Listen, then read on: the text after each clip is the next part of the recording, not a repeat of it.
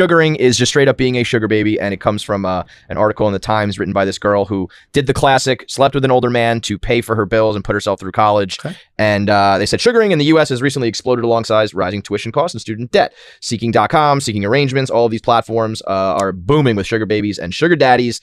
This is absolutely not anything new. This is a tale as old as time, but, you know, a new twist with the internet and access and OnlyFans and making it seem more acceptable. You know, she says this wasn't sex I was saying yes to, but an opportunity to pay off my student loan debt, enough cash to take care of my car, a night off, a moment to breathe. That's all I could think of.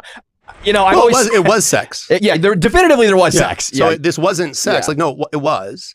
But I don't know that this is like, you know, I think there's something very honest about this transaction. I think that when people, if he believed that she's like in love with him, or she believed that he was giving her things solely out of like empathy and benevolence and things like that, then it would be a dishonest transaction. But if he was like, listen, I would like your attention and affection, and I would like you to, you know, to overlook the fact that I'm, you know, less desirable and attractive than men your age, or maybe I'm, you know, attractive in a different way and just interesting or something. But I have lots of resources, but I no longer have youth and beauty.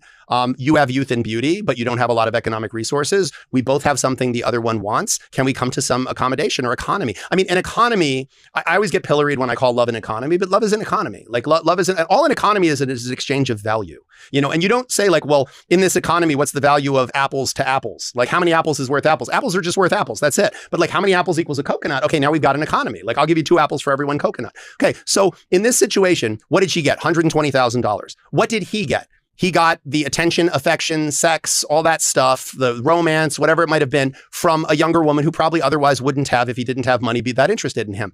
I don't know. Is it dishonest? Not necessarily. I don't think so. I think they were both pretty honest about it. I mean, how many of our relationships, like our legitimate non-sugar relationships, there is an exchange of value. Like, you treat me nicely. You make me feel a certain way. You tell me that I'm handsome, or you tell me that I'm pretty. You pay this bill for me. I take care of cooking this for you. Like, it's a trading of value. And I think it's super dangerous to like have an Excel worksheet of what each of you does for each other.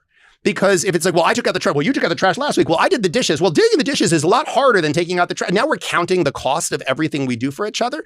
The question really should be is, do the two people in this economy feel like they're both getting value?